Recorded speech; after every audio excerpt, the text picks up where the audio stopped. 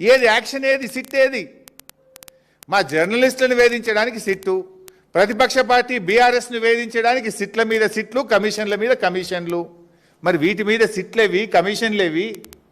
నేను అడుగుతున్న, కాకి బుక్ అందరికీ సమానమే అని నీతులు చెప్పే డీజీపీ శోధర్ రెడ్డి గారు, మీ కాకి బుక్ కాకెత్తుకపోయిందా? ఎక్కడ పోయింది? కాంట్రాక్టర్ డైరెక్ట్గా పోలీస్ స్టేషన్లో కంప్లైంట్ ఇస్తే ఇప్పటికి ఎందుకు అరెస్ట్లు అయితలేవు? ఏమైంది కాకి బుక్కు? సజ్జనార్ బాగా మాట్లాడినావు కదా, మొన్న జర్నలిస్టులను బెదిరించినావు కదా. ఎమర్జెన్సీ ఉంటే మీరు ఇక్కడ ఉంటారా, నేను మీతో మాట్లాడతానా, మీరంతా జైల్లో ఉంటారని జర్నలిస్టులనే బెదిరించే ధోరణితో మాట్లాడినావు కదా. ఏమైంది నీ రూల్ బుక్కు? సజ్జనార్, నీకు ఇవేం కనబట్టలేవా? నేను అడుగుతా ఉన్నా. ఇది ఒక దండుపాలెం ముఠా తయారైపోయింది. రాష్ట్రం పరువు తీస్తూ ఉన్నారు మీరు. Telangana the best state in the country అని కేసీఆర్ గారు చూపించారు. పెట్టుబడులకు స్వర్గధామంగా కేసీఆర్ గారు చూపించారు.